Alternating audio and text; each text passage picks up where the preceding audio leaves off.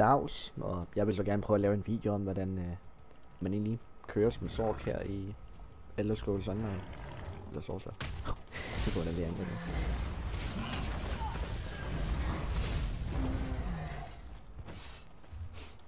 Altså det vigtigste lige at gå i gang med, det er hvordan billedet det burde blive sat op på en Sorc. At starte med det, så har jeg 2 sværd her. Sword of Taruk's Pact.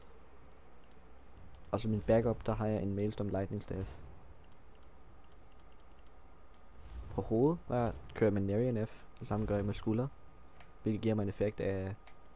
En del giver mig mere maksimum liv, og 2 del giver mig en 10% chance for, når jeg skader. For en damage over time effekt, eller et slag, som er ikke er et damage over time effekt, at jeg laver en Lich Crystal, som der eksploderer efter 3 sekunder, og skader cirka 10.000. Jeg kører så med 5 dele Julianos, som der giver mig effekten af Critical, Maximum Magicka og Spell Damage. Næste så vil jeg gå i gang med, det prøver vi hvad jeg har på skillbaren. Her på de 2 sværd, der har jeg skillbaren, at jeg har Power Surge, hvilket sådan set er min standard buff til at give mig mere weapon og spell damage, eller primært bare spell damage, så siden jeg kører med magical damage. Og så når den er aktiv, hvilket den er i 33 sekunder, så alle de critical strikes jeg laver, de vil så helbrede mig for 40% af den skade som jeg skader. Damage og time effekter, de vil så ikke blive påvirket af det, hvilket sådan set er okay, da den healer ekstremt meget. Næste ability jeg har er Innerlight. Innerlight, altså efter den nye patch, der er den blevet lidt dårlig at aktivere, fordi, eller ikke lige for en dårlig at aktivere, men det er ikke blevet en toggle ability mere, som det har været før.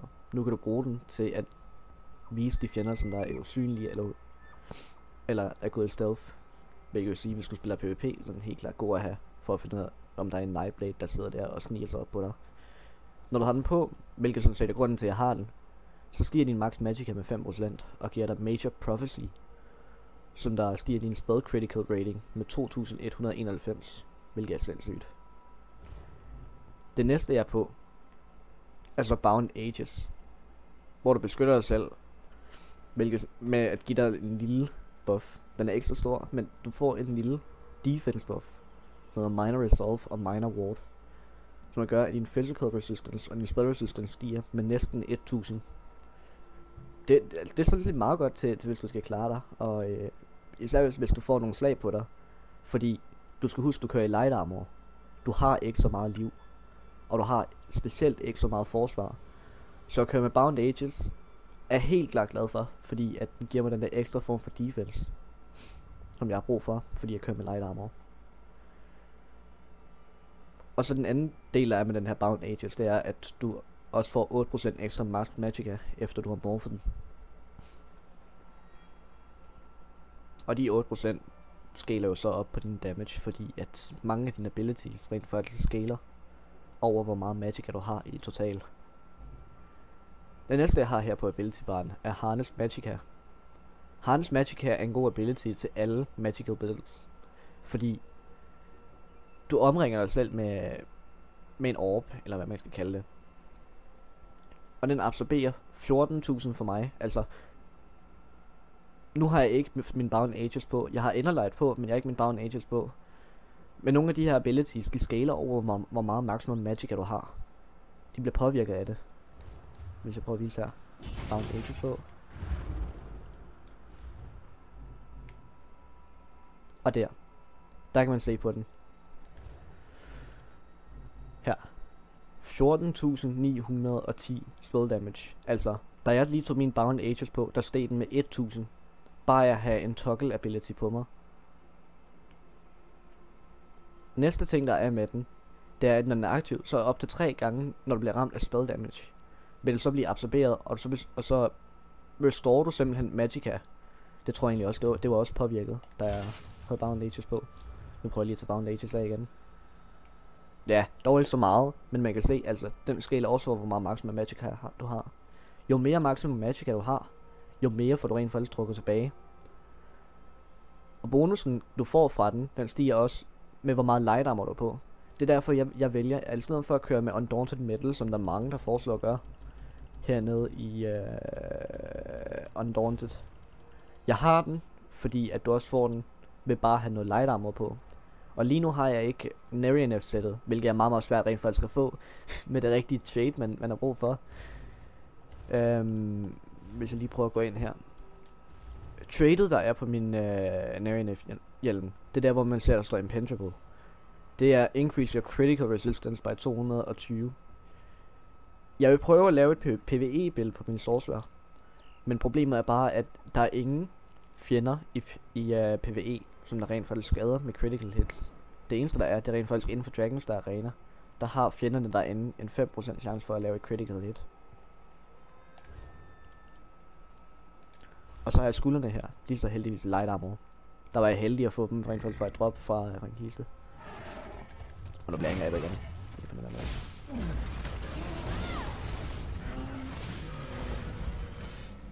Sådan der. Så fortsætter dine abilities. Hvor kom vi fra? Vi kom fra Harness Magicka, som jeg gik igennem. Ja, den har sådan en varighed af 26 sekunder. Vær opmærksom på, at her efter den næste opdatering, der kommer den 14. juni, at den vil blive sat ned til 6 sekunder. Det vil være langt mindre tid, den er aktiv, og du skal putte den på langt tiere. Sidste ability jeg har, det er nok den ability, der er flest, der klager over i både PvP og PvE, og siger, at Sorcereren er alt for OP, fordi den har noget, der hedder en Hardened Ward, som der simpelthen bare kan tanke. Sådan noget, der er ikke nogen ting, som der kan tanke bedre, end en Hardened Ward kan. Du kan tage Hardened Ward på, og du kan overleve en hel hær af fjender, der begynder at slå på dig. Altså, den starter med at hedde Conduit Ward, men morfer den ind til Hardened Ward, fordi at når du har den på, så absorberer den 33% ekstra skade. Når du bliver ramt af et hug, og du har den her ward på, 33% af den skade, du vil modtage. Du er allerede spag i forvejen, fordi du har light armor på. Men med den her på, der vil det næsten føles som om, at du har heavy armor på. Altså, tung rustning. Hvor, tag et light armor stykke, som jeg har her. Altså, chesten i et build, det er altid den, der har den største del af armor. Den har næsten ingenting i forhold til hvad, tag en medium stykke chest, jeg har her som et eksempel. Nu den her som traded, der hedder Reinforce, som der giver mig mere armor value. Med 14% på selve den her del. Men tag min hjelm som et eksempel. Altså hjelmen, den har ikke det store i forhold til armor. I forhold til hvad chesten har. Og man kan se, at min hjelm har næsten det dobbelte af, hvad min chest har. Så er du temmelig vulnerabel over for hug her. Hvis du bliver ramt af nogle hårde fysiske angreb. Så til gengæld i forhold til magiske angreb, der er det en lidt anden ting, der er med det. Fordi at der bruger du Harness Magicka til faktisk at absorbere den form for magisk skade, der kommer imod dig. Og så en anden ting er, at jeg har simpelthen valgt at køre med 2 Nirnhund Sværd of True Pact. Og jeg har simpelthen puttet traded Nirnhund på dem, for at give mig mere spell resistance og spell penetration. Det gør, at jeg kan rent faktisk vælge at lade magikere overleve. Jeg kan overleve slagene for magikere, uden rigtig at skulle tænke så meget over dem. Det vigtigste for mig, når jeg kæmper, det er at jeg tager de fysiske ned. Altså det vil sige folk, der bruger svær skjold, folk der bueskytter. Bueskytter er specielt vigtige at tage ned. Og så selvfølgelig, hvis du møder fjender med tohåndssværd, så sørg for at også tage dem ned. Det var så den første ability bare jeg har. Det er min sværd. Og så selvfølgelig ultimate, der bruger jeg energy overload. Jeg vælger at bruge dem på min sværd, fordi at hvis du bruger 2 sværd, og du giver dem ekstra spell damage. 2 sword, lige nu det bedste form for spell damage du kan få, det er at køre 2 Sword of Taruk's Pact. Faktisk, så hvis du vil have den højeste skade, så vælg at køre 1 med Nirnhund, fordi det stacker ikke, hvis du kører med 2. Det er en fejltagelse, jeg har lavet. Du får ikke en dobbelte buff af at have 2 sværd med Nirnhund. Du får til gengæld en buff, hvis du vælger at køre det ene sværd med Precise, som du vælger at give dig mere weapon og spell critical. Så vil du kunne lande nogle critical hits langt tiere, end du gør nu. Lige nu så har jeg min spell damage med sværdet ned på 2957. Det er lige under de 3000, hvilket sådan set ligger et normalt antal for hvad en max level sorcerer ligger på. Også lige når min champion rank 490, hvilket snart er maksimum i forhold til indtil den nye DLC kommer. Og min spell critical, den ligger på 48,2%. Det er faktisk stemmelig dårligt, fordi en normal critical vil ligge på de 50% eller derover. Men til gengæld, hvis vi prøver at kigge ned på spell resistance. Spell resistance har gjort ekstra meget ud af. Den ligger på 17.337. Noget af det, der gør, at den ligger på det er Sword of Taruk's Pact, jeg har her. Giver ekstra, altså increases spell resistance og spell penetration med 9%.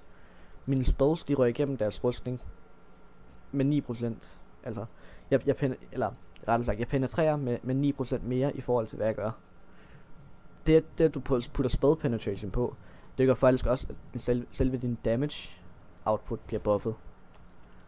Det går simpelthen op og buffer din spell damage. Hvis jeg tog et precise, eller to precise sværd på i stedet, vil min spell damage faktisk ligge mindre, fordi spell penetration, du putter på din sværd, rent faktisk kommer til at buffe din spell damage. En anden grund til, at jeg har den mængde af spell resistance, jeg har nu. Mange siger, at High Elf er helt klart den race, man skal vælge, hvis man vil køre som sorcerer. Jeg har valgt at køre Breton. Nu skal jeg lige væk fra den her, ellers bliver jeg angrebet.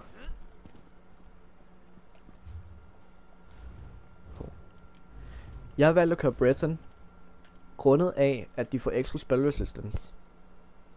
Jeg får næsten 4.000 ekstra spell resistance på grund af min race. Det gør virkelig, at jeg kan ignorere alle former for magisk skade, der kommer imod mig. Jeg kan ikke 100% ignorere det. Det skader mig stadig. Nogle af dem skader mig mere end andre.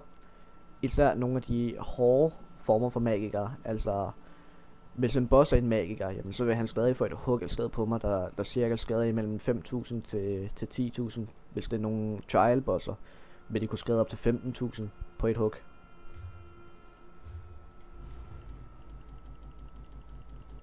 Så at gå videre til den næste. Nu har vi været igennem her. Den er bare, hvor altså lige opsummerer det, så har jeg altså på firkant har jeg Power Surge, hvilket er sådan set den, der buffer mig op og giver mig mere skade. Trekant, der har jeg en form for toggle ability. Det er ikke fordi jeg bruger den, når jeg kører PvE, men jeg har den på, fordi den giver mig ekstra max magicka og får min spell critical til at stige. Bound Aegis er min toggle ability, sammen med Inner Light. Jeg bruger de her to som toggle abilities, fordi de giver mig den buff, som de gør. Næste ability, som jeg har på listen på L1, er Harness Magicka. Harness Magicka har jeg på, fordi at den buffer mig i forhold til spell damage, og gør sådan, så jeg rent faktisk kan suge Magicka tilbage, når jeg bliver ramt af angreb. Hvis der kommer flere magical damage dealer, og de begynder at være irriterende for mig, så Harness Magicka er klart en ability, jeg bliver ved med at bruge. Næste ability, jeg bruger, er Hardened Ward, som der er på R1, og den giver simpelthen bare lov til at kunne overleve alle slag, der kommer imod dig. Der skal man så også være opmærksom på, at man kan se på duration, der var den 20 sekunder. Den bliver sat ned til 6 sekunder efter den nye opdatering. Og så som ultimate har jeg Energy Overload. Energy Overload lige nu i spillet, hvis du vælger at køre med hoved og skulder i Molakena, som der har en effekt, altså en item giver dig mere maximum weapon damage og spell damage. Og to items gør, at efter du har lavet 2 light attack, vær opmærksom på, at overload, når du aktiverer den, så laver den dine normale angreb, dine light attacks og dine heavy attacks, om sådan nogle hårdt slående angreb, der skader ekstremt meget. Når du laver 2 light attack, efter du har aktiveret overload, jeg kan lige prøve at vise det. Sådan her ser overload ud, når du aktiverer den. Så lige finde ham med der på vej over for at prøve at slå på mig før. Det her er overload light attack, uden noget buff overhovedet. 26.000 med et critical hit. Det er meget. I forhold til, at det er bare en ability, du skal tage på, og så bare lave light attack. Det er sådan set min main bar, jeg bruger. Jeg bruger den som en buff bar, i det at jeg går hen på den her bar, for at bruge mine abilities, når jeg er i knibe og har brug for hjælp. For så at gå videre til min næste ability bar. Det her er så min primære damage bar, som jeg har. Første ability jeg har på listen er Blockade of Storms inden for Destruction Staff abilities. Elemental Blockade. Den hedder Blockade of Storms, fordi at jeg har en Lightning Staff på. Ellers er den bare normal Elemental Blockade. Får et andet navn i forhold til hvilken stav der er på, og den får en anden effekt i forhold til hvilken stav der er på. Hvilket faktisk er meget sjovt. Den bruger jeg sådan set til, hvis jeg skal skade en fjende, uden jeg rent faktisk står og skader den. Hvis jeg ofte møder en flok af fjender, er den rigtig, rigtig dejlig at bruge. Jeg bruger den til, når jeg slår på nogle fjender, eller skyder på nogle fjender, så ligger jeg den ned her, og så kan man allerede se skaden på den. 3000, 3000, 3000. Altså, det er på et critical, så er 1800. Man kan se, hvor meget den skader, og jeg behøver ikke gøre noget. Lige nu står jeg bare og blokker. Jeg behøver ikke gøre noget skade. Den gør alt arbejde for mig. Samle det her op.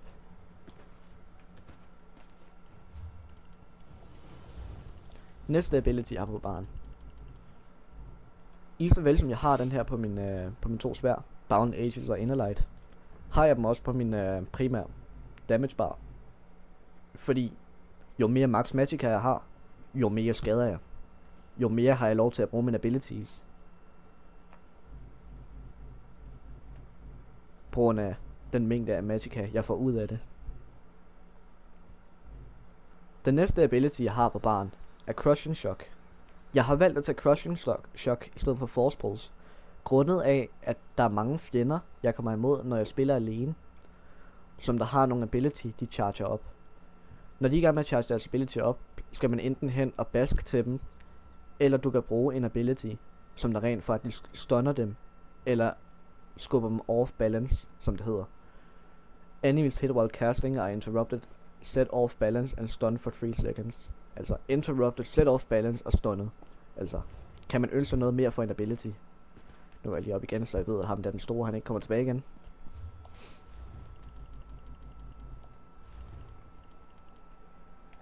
Sammen med det, så bruger jeg den her ability som min primære damage ability. Det så jeg vel også her i den anden del, hvor jeg viste den anden ability bare som jeg havde. Hvis jeg finder en fjende, så kan man prøve at se. Der står nogen herhenne.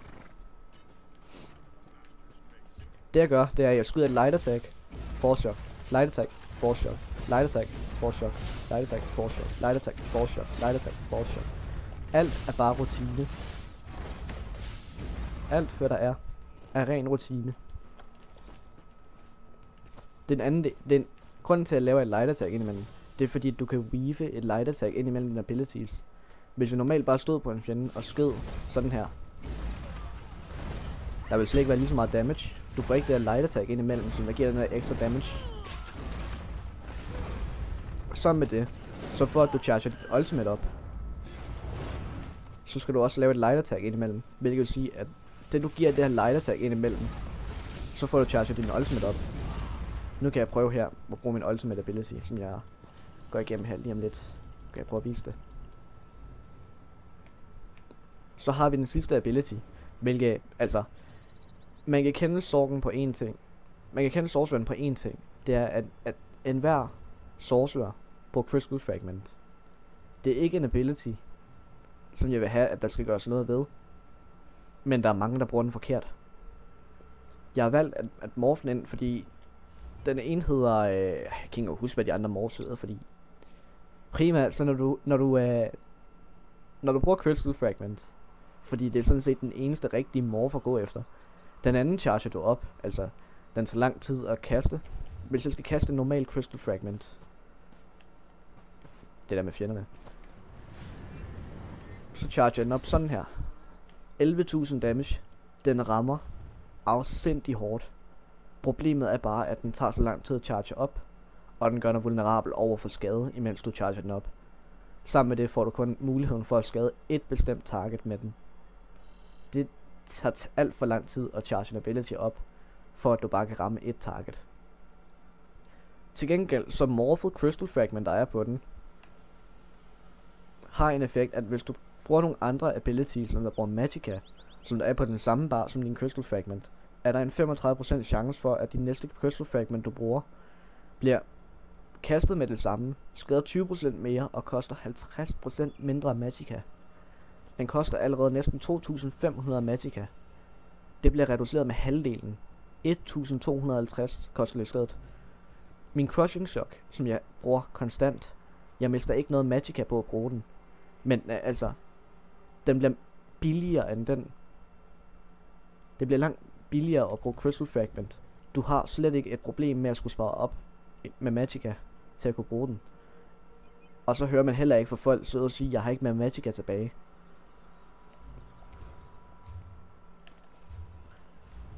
Hvis jeg går igennem her med crystal fragment, så skader den 11.743 uden nogen buff på overhovedet.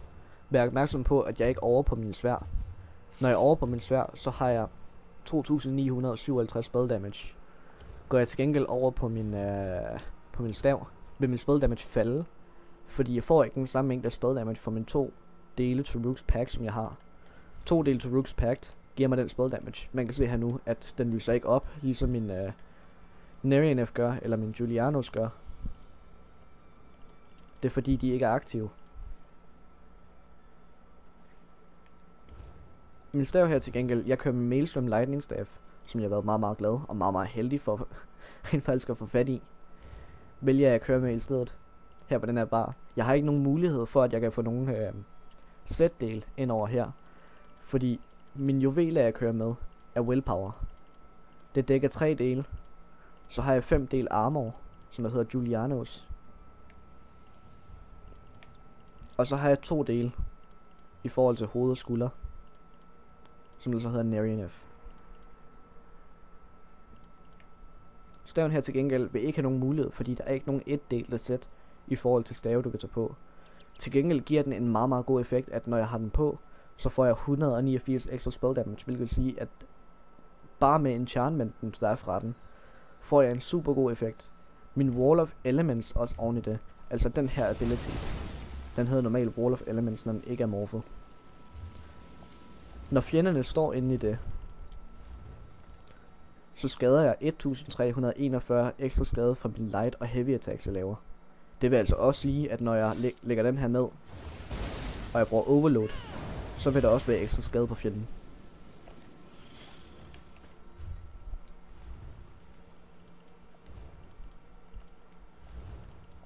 Det næste jeg går hen til, det er mit ultimate, jeg har her. Som ultimate bruger jeg Shooting Star. Ikke fordi jeg bruger den, i det at jeg rent faktisk mere prøver på at få charge min overload op. Ens ultimate kan gå over 100%. Altså du kan få charge din ultimate på op over 100%. Og ved at du charger din ultimate op over 100%, så får du faktisk lov til at kunne blive ved med at bruge overload, uden den løber tør. Hvis jeg bruger en normal meteor her, så kan man se, nu løber den helt tør. Jeg har ikke mere ultimate tilbage. Shooting Star, som jeg har her, det er morfen, jeg har på min meteor.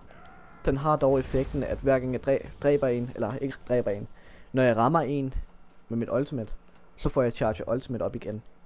Når jeg rammer med den, får jeg 12 ultimate tilbage for hver fjende, der er ramt. Som man så var det en kæmpe meteor, der røg ned og skrev flame damage, som der står her, til alle fjender, som der er i området, og skubber dem tilbage. Efter den rammer, så fjenderne, der står i området, men så det der, de er gule. Ja, ikke gule. De blå,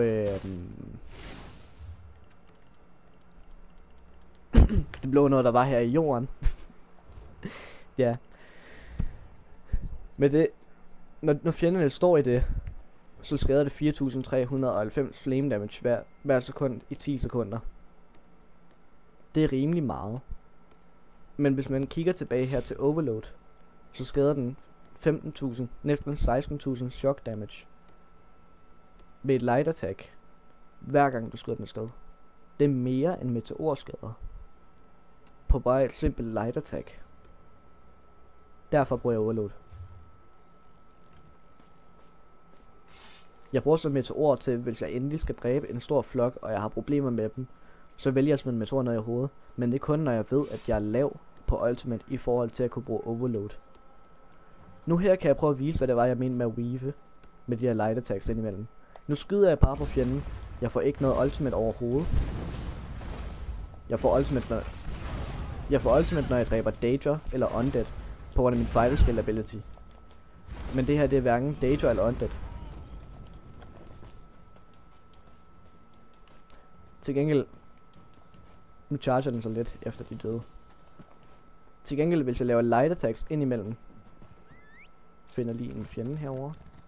Hvis min ven han er tilbage herover, så kan jeg lige gå på ham. Ja, begge tror jeg herover. Til gengæld, prøv at kigge på ultimate nu her, når du prøver at lave light attack. Det charger din ultimate op per skud. Derfor laver jeg et light attack ind imellem, når jeg bruger den her ability. Fordi din ultimate kommer op lige så stille og roligt. Det er det, du sidder og bruger dine light attacks ind imellem dine abilities. Det kaldes så at weave.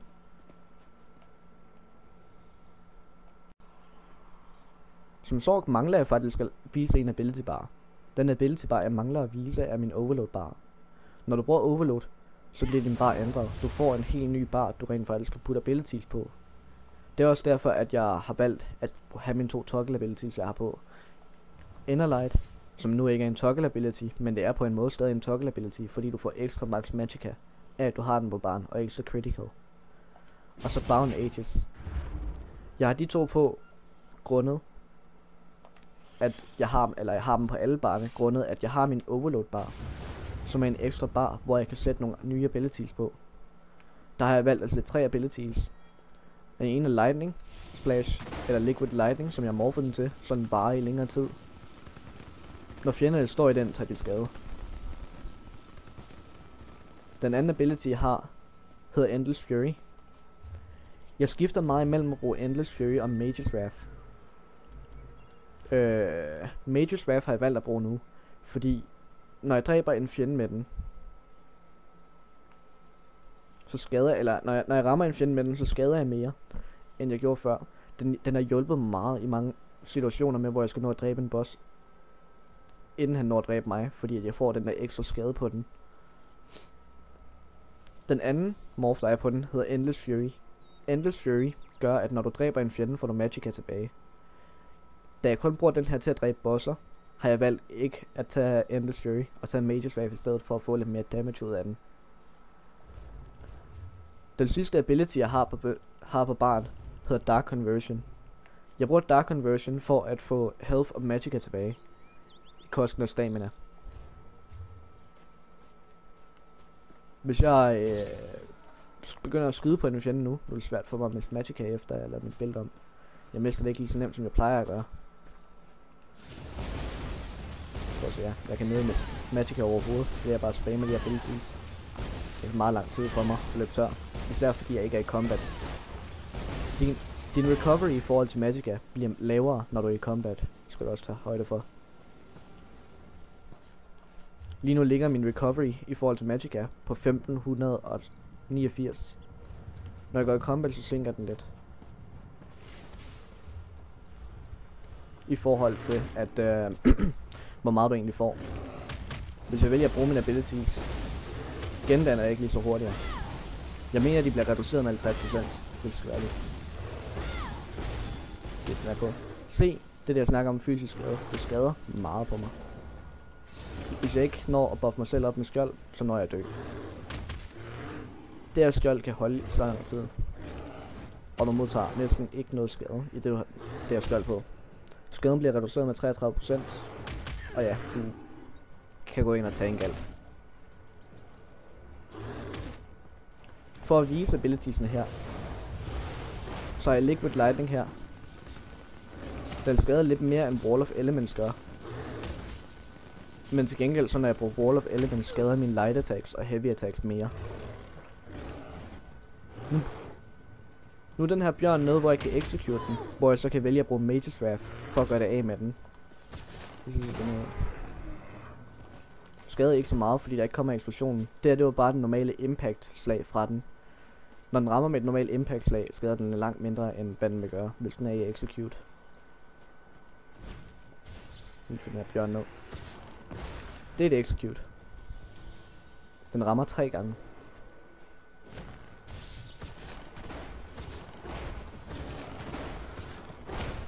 Igen, bare impact og execute.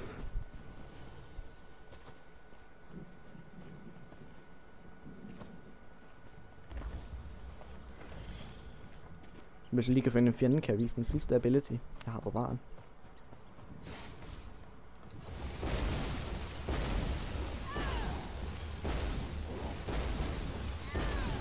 Næsten svært at mix magic af, for at vise det.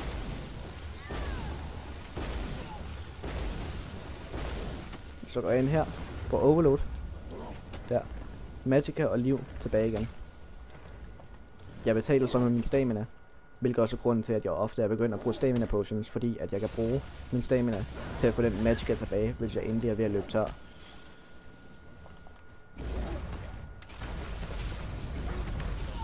Det var Nerioneth-sættet, der kom der. Det er også grunden til, at jeg bruger Nerioneth-sættet. Brug Wall of Elements, og så holder jeg fjenderne samlet, sammen med at bruge Nerioneth. Den har virkelig meget skade, og den rammer flere på én gang. Det er sådan set alt, hvad jeg har her på min set.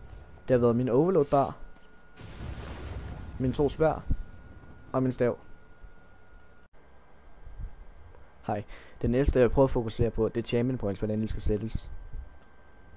Hvis du starter her med Thief, så er det sat 100 point i Arcanist.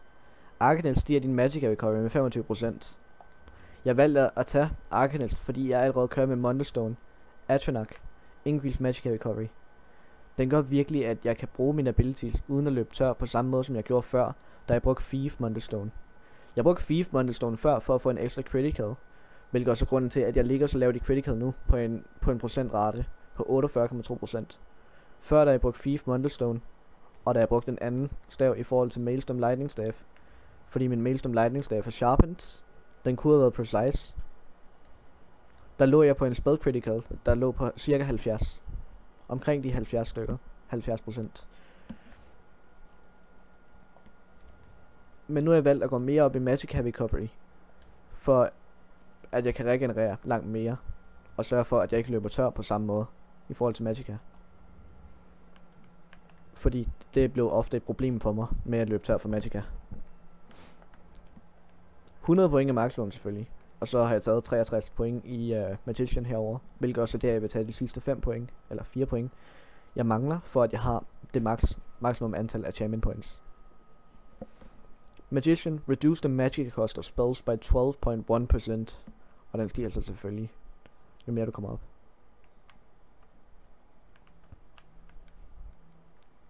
Det er så i forhold til Thief-træet. Hvis vi så går over til Warrior-træet, første og det mest vigtigste, 100 point i Bastion. Hvis Harden Ward og Harness Magicka allerede er stærke nok, som de er, så vil Bastion gøre dem 25% stærkere og gøre dig langt mere udødelig, end du allerede var i forvejen. Næste jeg valgt er at tage 64 point i Hardy, som simpelthen reducerer mængden af damage, du har for poison, disease og physical damage.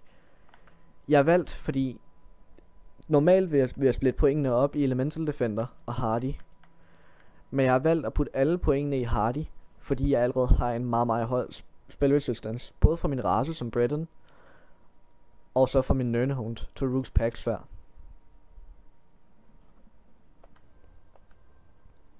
I Mage har jeg valgt at tage 100 point i Elemental Expert. Efter Thief skal komme ud, blev Thaumaturge herover lavet om. Før gav Thaumaturge magic damage, poison damage og disease damage. Disease og poison røg over i Mighty, så nu kan man få physical, poison og disease damage sammen. Og magical damage røg over i flame, frost og shock damage, så nu kan man få flame, frost, shock og magic damage blandet sammen. Fordi flame, frost, shock damage og magic damage, det er ikke det samme. Det kan godt være, at du bruger magic damage, når du bruger force ball, eller magic. Det kan godt være, at du bruger magicka, når du bruger force shock, eller når du bruger crushing shock, eller force pulse, eller hvad du har for et morph. Men det er ikke magic damage. Den får ikke effekten af det. Crystal Fragment derimod får effekt af magic damage. Elfborn har jeg valgt at tage 60 point i, og så et par få point i Spell Erosion for at få en lille smule spell penetration. Elfborn har jeg valgt, fordi en Crystal Fragment og en Overload rammer allerede hårdt i forvejen. Når du rammer med den, og får et critical hit, jo flere point du har i Elfborn, jo mere skader den. Fordi critical hit, jeg har set folk, der kan komme op på over 50.000 med et critical hit fra en overload. Jeg har den kun på omkring de 30.000. Men hvis jeg vælger at buffe min spell damage op med et sæt, der hedder Clever Alchemist. Clever Alchemist sammen med Molakena-sættet. Så kan jeg få en overload, der skader omkring de 50.000. Det er rigtig meget i forhold til at du bare bruger et enkelt simpelt light attack og trykker på en knap. Det er så, hvordan min jamming point sidder på min sorcerer.